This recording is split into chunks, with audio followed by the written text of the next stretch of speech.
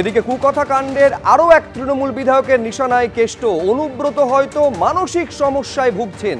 যে ভাষায় পুলিশকে আক্রমণ করা হয়েছে তা অত্যন্ত নিন্দনীয়। অনুব্রত মণ্ডলের সমালোচনা এবার বাসন্তীর তৃণমূল বিধায়ক শ্যামল মণ্ডল।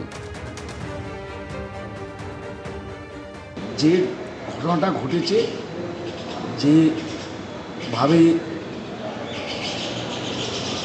বলা হয়েছে, পুলিশের বিরুদ্ধে যেভাবে আক্রমণ করা হয়েছে, এটা অত্যন্ত নিন্দনীয় ঘটনা। এটা নিন্দনীয় ঘটনা। আমি জানি না যে হয়তো ওনার হয়তো মেন্টাল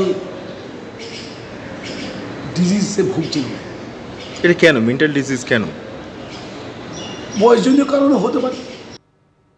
শুধুমাত্র শ্যামল মণ্ডলই নয়, এর আগে অনুব্রত মণ্ডলের এই কদর্য ভাষায় বোলপুরের আইসিকে ফোনে হুমকি, এই বিষয়ে অনুব্রত মণ্ডলের সমালোচনা করেছেন সাংসদ, বিধায়ক, কাউন্সিলর থেকে একাধিক জনপ্রতিনিধি, সবাই তৃণমূল কংগ্রেসের।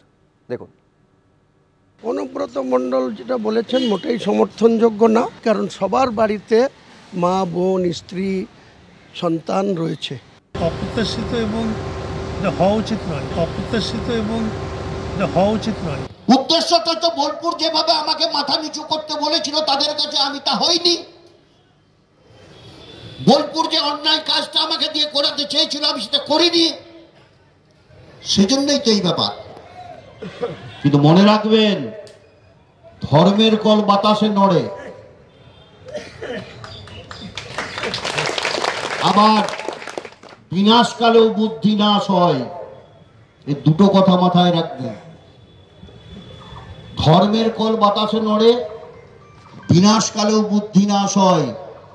বুদ্ধি যখন নাশ হবে, একটার পর একটা ভুল তার মধ্যে থেকে হতে থাকবেই থাকবে। এটাই হতে চলেছে। সেজন্য এভাবে সংগঠন নষ্ট করা যাবে না। লজ্জাজনক। রাজনীতির ভাষায় যদি অশালীন কথা চলে আসে সে তো খুবই খারাপ। বলতে চাই এটা অন্যায়। দলের এবং দলের শৃঙ্খলা রক্ষা কমিটিরই এই ব্যাপারে সিদ্ধান্ত নিতে হবে। বক্তব্য যদি সত্য হয় তাহলে এটা কখনোই কাম্য নয়, কিন্তু এই বক্তব্য যিনি দিয়েছেন এর উত্তর তার কাছ থেকে আমাদেরকে নিতে হবে। রাজ্যের যে একটা কমিটি আছে, শৃঙ্খলা কমিটি, সকলে বসে আলাপ আলোচনা সাপেক্ষে এই বিষয় নিয়ে পর্যালোচনা চলছে।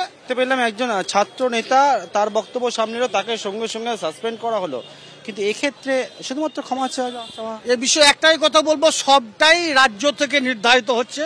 আমরা বুঝতে পারছেন ছাত্র নেতা ভুল বকেছে, তার জন্য শাস্তি তাকে দেওয়া হয়েছে রাজ্য থেকে, জেলা থেকে কিন্তু নয়। স্বভাবতই যিনি ভুল বলেছেন বা যে ভিডিও ভাইরাল হয়েছে সে বিষয়টা নিয়েও সিদ্ধান্ত রাজ্য থেকেই নেওয়া হবে। অভিযোগগুলো উঠছে, মানে এরকম যিনি অভিযোগ করেছেন প্রমাণটা, সত্যতা প্রমাণ তাকেই করতে হবে। আমার মনে হয় বীরভূম জেলার পুলিশ প্রশাসন স্বচ্ছ ছিল, স্বচ্ছ আছে।